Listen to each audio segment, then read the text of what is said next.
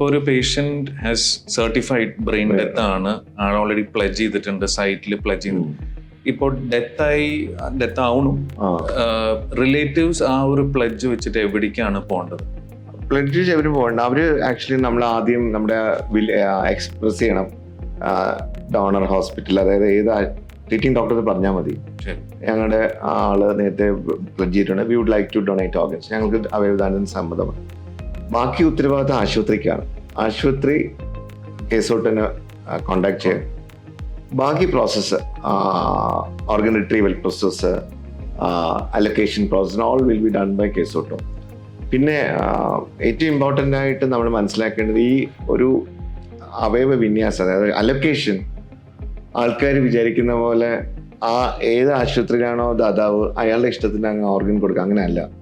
അത് ഈ ഗവൺമെൻറ് സിസ്റ്റത്തിൽ ഓരോ ഓർഗനും പ്രത്യേക വെയിറ്റിംഗ് ലിസ്റ്റ് ഉണ്ട്, ഓരോ ബ്ലഡ് ഗ്രൂപ്പിന് വെയിറ്റിംഗ് ലിസ്റ്റ് ഉണ്ട്. ആ വെയിറ്റിംഗ് ലിസ്റ്റിൻ്റെ പ്രകാരവും അയാളുടെ അപ്പോഴത്തെ മെഡിക്കൽ അവസ്ഥ, ചിലപ്പോൾ ഫസ്റ്റ് വെയിറ്റിംഗ് ലിസ്റ്റ് ആണ് അന്ന് സർജറിക്കുള്ള ഒരു കപ്പാസിറ്റി അല്ലെങ്കിൽ മെഡിക്കലി ആരോഗ്യപരമായി ഫിറ്റ് അല്ലായിരിക്കും. അങ്ങനെയാണെങ്കിൽ അത് ഒഴിവാക്കി അടുത്ത ആൾ. അപ്പോൾ ആ വെയിറ്റിംഗ് ലിസ്റ്റിൽ നിന്ന് മാത്രമേ നമുക്ക് ഓർഗൻ അലൊക്കേറ്റ് ചെയ്യാൻ പറ്റുള്ളൂ. രജിസ്റ്റർ ചെയ്യാത്ത ആർക്കും ഓർഗൻ കിട്ടത്തുമില്ല. അപ്പോൾ അങ്ങനെയും ചിലപ്പോൾ നമുക്ക് കോൾ വരും, അതായത് സാറേ ഇന്ന ആശുപത്രിയിൽ ഒരു മർസിജാനം കണ്ടു, പക്ഷെ ഞങ്ങൾ രോഗി രജിസ്റ്റർ, ഞങ്ങൾക്കത് കിട്ടുമോ? അങ്ങനെ ഒരിക്കലും കിട്ടില്ല, ലിസ്റ്റഡ് ആയിരിക്കണം. അപ്പോൾ അടുത്ത് നാച്ചുറലി ചോദിക്കുന്ന എങ്ങനെയാണ് ലിസ്റ്റ് ചെയ്യുന്നത്.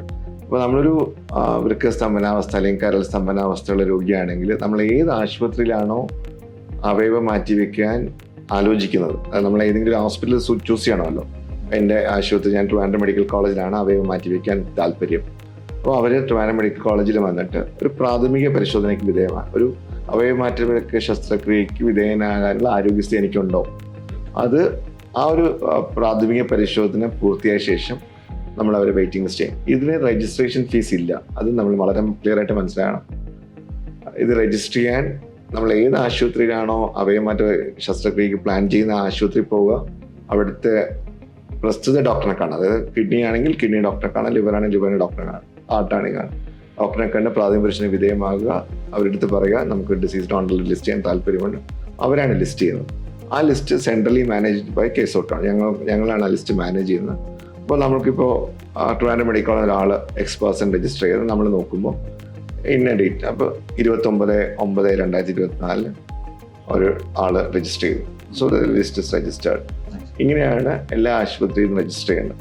അപ്പോൾ നമ്മൾ പൊതുജനം അറിഞ്ഞിരിക്കേണ്ടത് എങ്ങനെ ലിസ്റ്റ് ചെയ്യണം, ലിസ്റ്റ് ചെയ്യുന്നതാൽ എങ്ങനെ കിട്ടും, ഒരു പ്രയോറിറ്റി വെച്ച് മാത്രമേ കിട്ടുള്ളൂ. വേറെ യാതൊരുവിധ ക്രൂക്സോ അങ്ങനെയൊന്നും ഇല്ല.